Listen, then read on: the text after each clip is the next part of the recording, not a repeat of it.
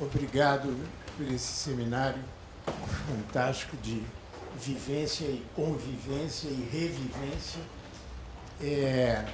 Quando Mary falou sobre a desigualdade de mulheres nessa mesa, né, eu pensei no Temer e eu pensei no Trump, porque ambos acreditam que a solução para os seus países é investir na infraestrutura.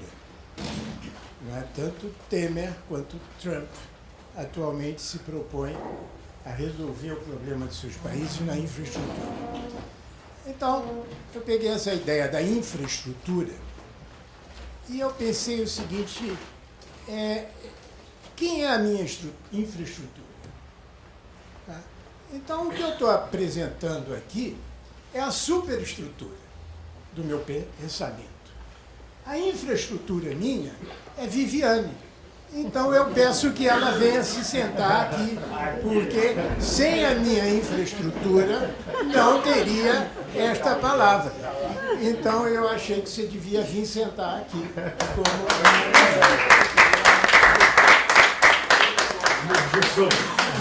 As duas coisas.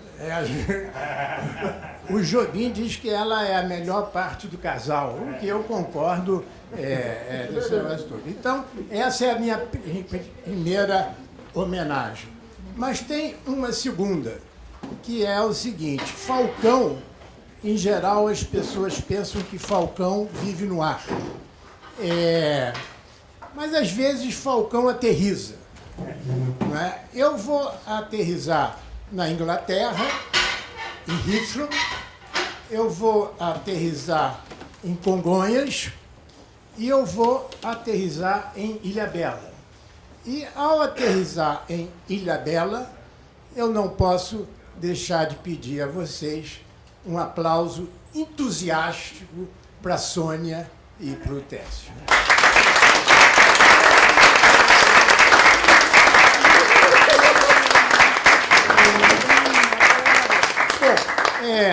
Como é que passa aqui? Você passa? Tá, então eu faço assim. Quer dizer, o meu tema é um tema que me preocupa. Esse é meu inimigo, tá? É Dr. Rui Barbosa. O meu tema da igualdade é um tema da igualdade de ideias, igualdade de instituições. Não é? O Tércio falou ontem sobre o Huntington, e o Huntington dizendo que, para haver desenvolvimento, tinha certas pré-condições que os países emergentes teriam que passar. Essas pré-condições não eram geradas nos seus países, mas eram um modo de alcançar uma igualdade de instituições e de ideias com outros países. Então, o meu tema é a igualdade, quer dizer, até que ponto a produção nossa de justiça, de política, de direito, ainda está comandada pelo mito da igualdade com instituições de fora da gente. O exemplo clássico que eu peguei aqui é o Rui Barbosa, que ainda está hoje e vigora. Não é? O constitucionalismo brasileiro ainda tem menos de 7 séculos para atingir o nível dos barões de 1215. São os barões ingleses que disputam com o rei inglês e tentam controlar o rei inglês e aí criam a Carta Magna. E Carta Magna é uma expressão que todos nós conhecemos. E aí dá origem à noção de Constituição, de limite ao poder do Estado. O que Rui Barbosa está dizendo é que temos que seguir o modelo inglês. Para sermos civilizados, temos que ser iguais. Essa é a tese dele e a tese. Mas, então, é sobre esse ponto, igualdade de instituições e igualdade de ideias, que é o meu tema de hoje. Né? Vamos lá? Pode passar, pode passar. Passo.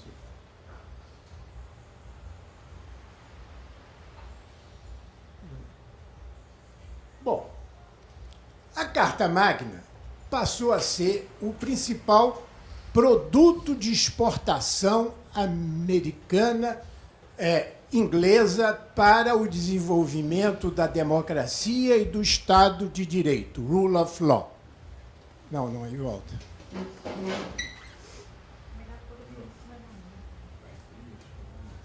Pronto.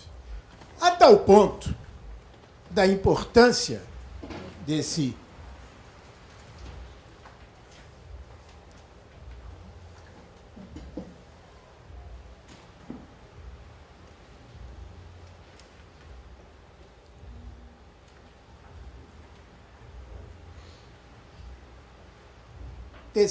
produto de exportação, que em 1941, em plena guerra,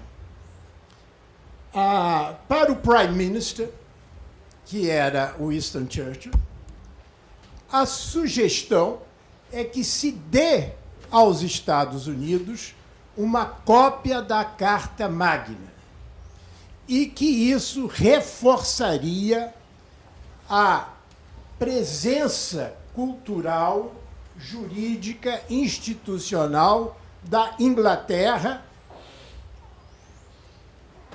atacada, nós sabemos, pelo nazifascismo. Deixa acabar aqui o... Não, vou pegar um negocinho aqui. Não, foi. É aqui, ó. Deu. Pronto? Passei aqui. Então, é uma carta dizendo, é um memo em que diz o seguinte: se a Grã-Bretanha vai dar uma cópia da carta aos Estados Unidos, que seja o Prime Minister, ele mesmo, que faça essa doação e fale para na BBC sobre esse produto.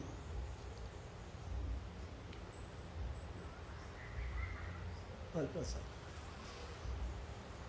Se a ideia for endossada pelo War Cabinet, devo sugerir que você, o Churchill, deveria para fazer uma transmissão à América sobre a Magna Carta, como fundamento de nossas liberdades. Vamos lá?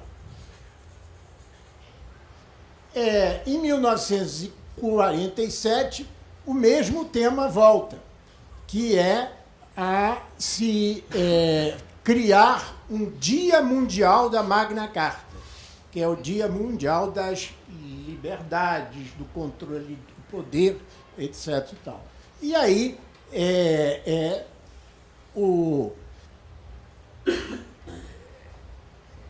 alguém adverte ao governo inglês, dizendo: existe o risco de que os povos coloniais possam ser levados por um entusiasmo acrítico por um documento que eles não leram, mas presumiram que contém garantia de todos os direitos. Aí eles já ficam com medo de que a Magna Carta, que é uma carta libertária, se volte contra eles mesmos.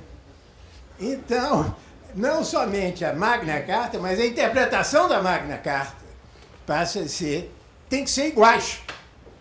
Quer dizer, ou seja, os povos não podem dar outra interpretação que não seja uma interpretação igual à Magna Carta, porque senão pode dar confusão.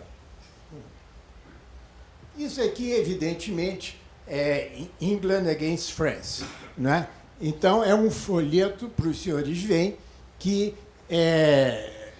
o contraste é British Liberty, religião, moral, lealdade, obediência às leis, independence, personal security, etc. Tal, e já a Revolução Francesa é o contrário, é rebelião, é crueldade, ingratitude, etc, etc e tal. Ou seja, tem um produto de exportação de ideias. E você tem, assim como tem o Facebook, assim como tem isso, você tem que comprar isso e usá-lo igualmente.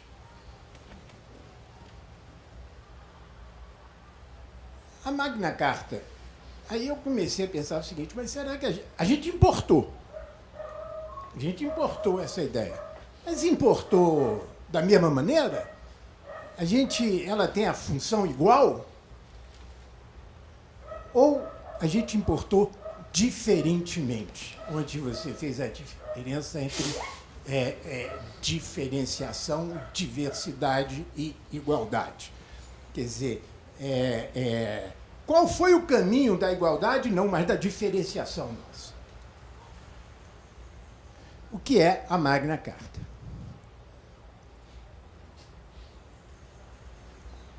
Primeiro que não existe uma Magna Carta só.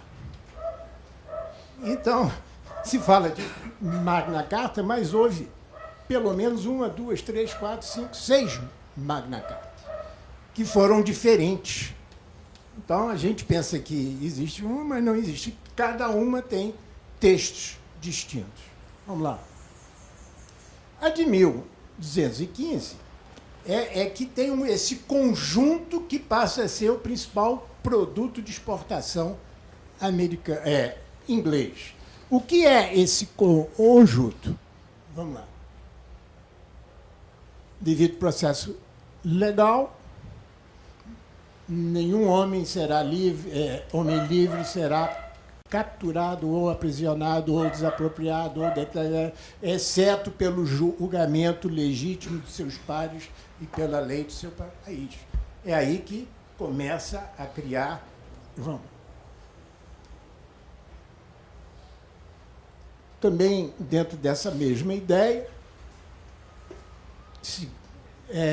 será esclarecida na fronteira pelo julgamento segundo a lei de Gales para as possessões inglesas.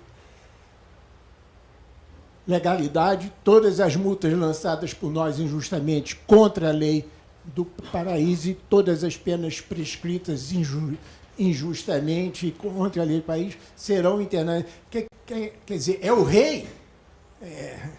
É o rei ou é o Ministério Público? Não sei bem, mas enfim. Se você fizer se o rei tiver feito alguma injustiça, os barões disseram, olha, momento, para aí. Vanderleia, né? Senhor juiz, pare agora.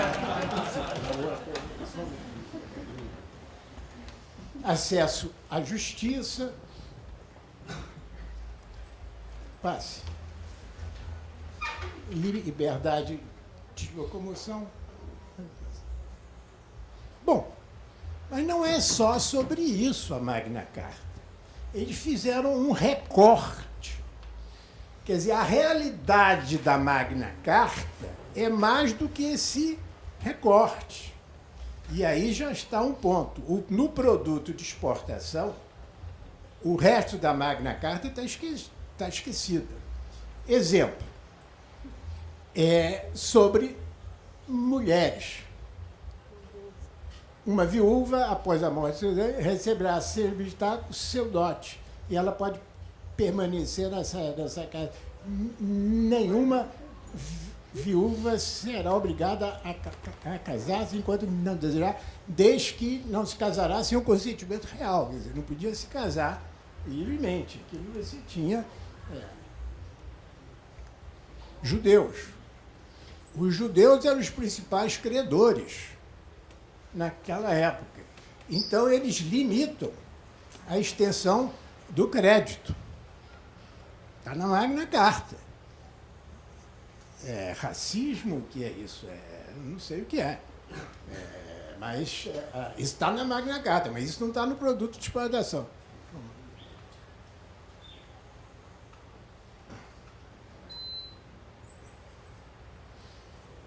Trata de restabelecer a paz. Trata de normas urbanísticas. Em geral, ela é uma carta pró-homem, pró-devedor inglês,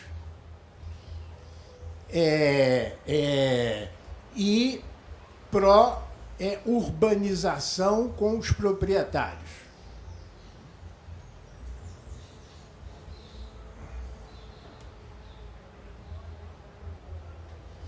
Poder da igreja e os herdeiros casar-se-ão com mulheres de igual condição. Então, a Carta Magna, ela tem um lado que meio problemático, mas baseado na realidade deles. O que se faz é cortar um pedaço da Magna Carta, formalizar ela em termos de ideias, empacotá-las e dizer vocês têm que ser igual a esse pedaço da Magna Carta, mas não ao outro. Mas sem o outro você não entende o que era a Magna Carta. Vamos lá. Pronto, pesca, que trata de pesca, trata de negócios. Bom, somente que então aí veio esse produto para o Brasil. E aí é o que eu chamo a viagem da Magna Carta. Sai de lá e vem para cá. Somente que, como o Cabral, que ia para as Índias, ocorre uma série de acidentes, a Magna Carta vai se transformando e chega aqui de outra maneira. Não chega igual, ela chega outro.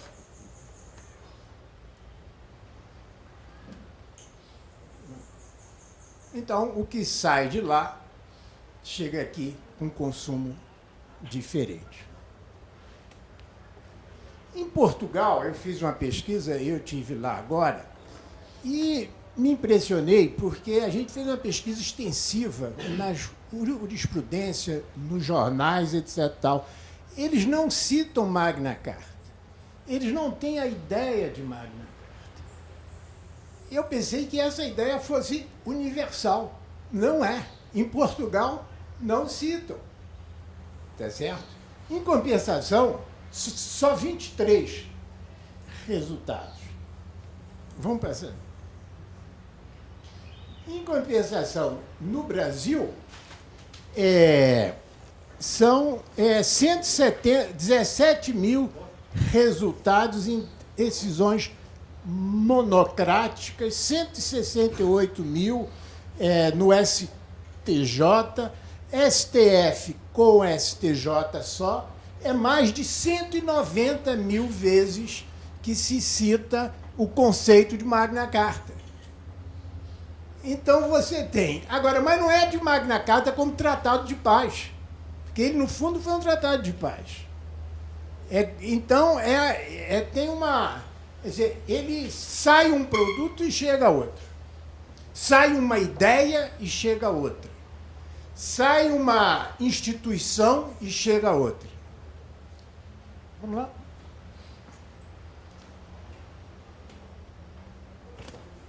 STF, de 50 para cá, 1.700 referências.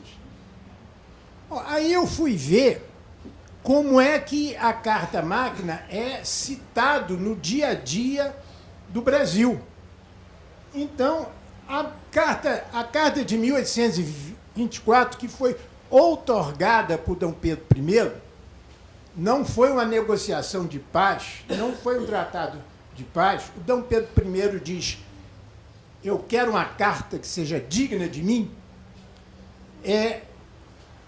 O jornal chama de Magna Carta. A carta de 37, que é a carta da ditadura, é chamada de Magna Carta. Quer dizer, o que sobrou? Um nome? O que há atrás de um nome? Podia ter dito o Hamlet, né? O que há atrás do Magna Carta aqui no Brasil? Né?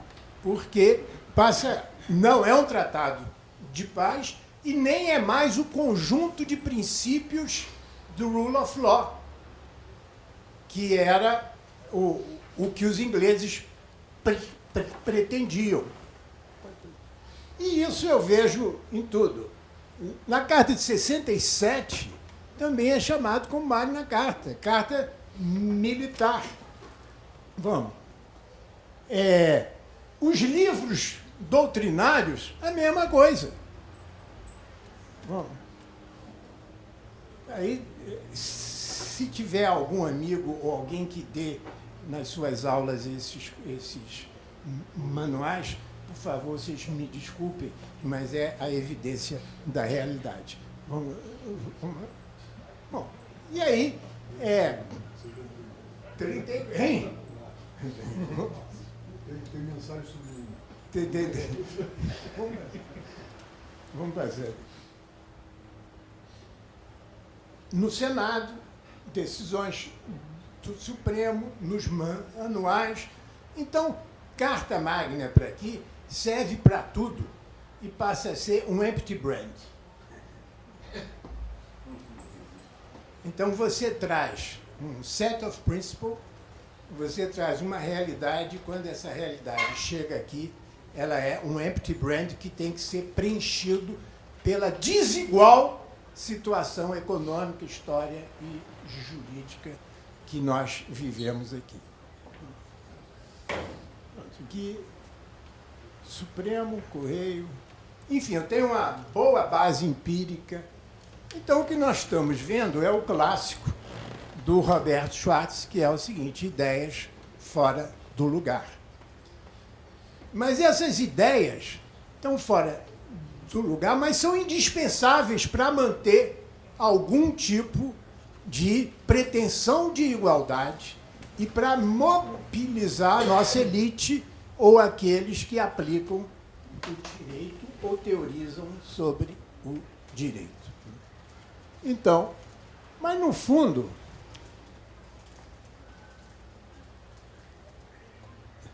o Shakespeare dizia ser ou não ser. Esse é o Ecaute.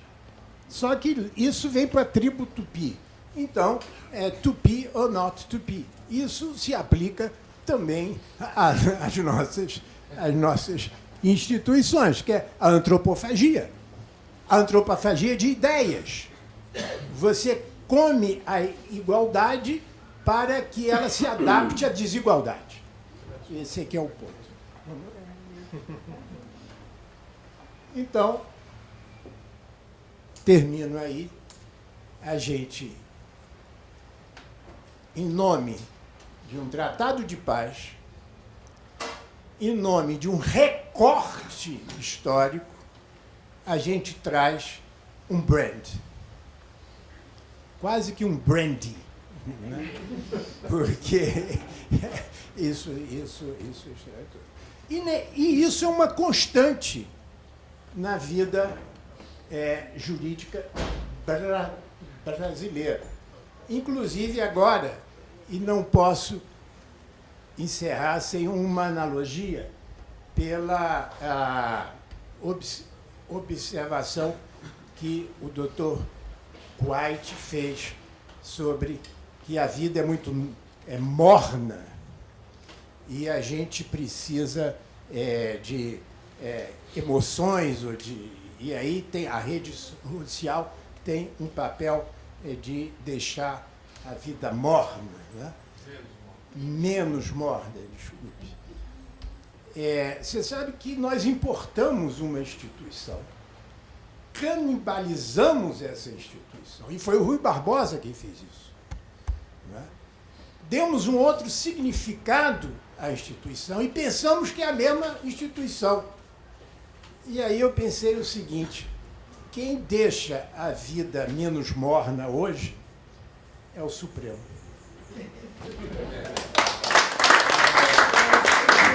Muito obrigado, Joaquim. Você tem razão. Aliás, na Magna Carta, lá de 1215, a gente também não pode esquecer que tem uma frase importante, né? O que os barões pedem ao João Sem Terra é que ele respeite a Lex Anglia, a lei dos ânglios. Isso que era importante para eles, naquele momento. Depois se universalizou desse modo, e aí nós incorporamos tupiniquinamente.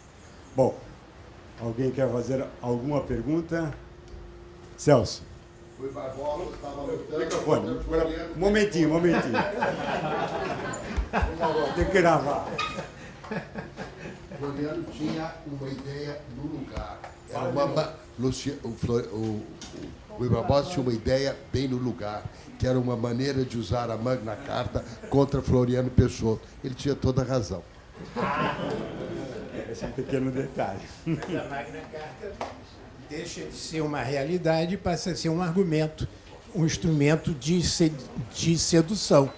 Então, você vê que as instituições jurídicas e as ideias desfazem seu conteúdo original e passa a ser parole. Não. Isso aqui corresponde ao que o professor Tércio chama a pragmática do discurso jurídico. Faz parte. Ok, Eduardo Mulaert. Encantado com a palestra do Joaquim, vou fazer só uma observação. Os ingleses têm a Magna Carta e nós traduzimos, e a nossa justiça tem sempre uma carta na manga. Tem uma observação que eu cortei a minha apresentação pela metade em nome do dia e dos colegas. Mas o inglês chama de Carta Magna o Tratado de Paz de 1200, porque na mesma época apareceu uma carta florestal, que era uma carta, que era um pacto sobre como proteger as florestas da Inglaterra. Acontece que, então, começavam a chamar de... Tinha carta florestal e essa carta do tratado. E para que se distinguisse uma da outra, Carta Magna era mais extensa, ou seja, era maior. Então, o nome da Carta Magna veio por uma questão quantitativa. E nós importamos como uma questão qualitativa, que é a carta maior, que é o topo da pirâmide. Mas não é esse o significado. Lá o significado é quantitativo, de extensão. E aqui é de hierarquia. E aí entra o amigo do Tércio, Kelsen, etc. e tal, então a gente captura a teoria de Kelsen, mistura com a Carta Magna, e a Carta Magna nossa, em vez de ser a maior, é a mor. Tá ótimo. Mais alguma pergunta? Eu gostaria de fazer um adendo ao professor. Momentinho. Elza. Porque coincidiu, eu não ia interromper, mas eu justamente tinha pesquisado o tema da floresta, professor. E eu acho importante, tendo em vista que a gente vive em períodos de recuperação dos direitos ambientais. E justamente é interessante essa lei das florestas e como é que eram distribuídos os direitos, de que, na verdade, até a floresta dependia de uma concessão do rei. Quem podia ter, quem não podia ter, não se tratava de preservação, mas aquele que podia ser proprietário dos mecanismos ambientais.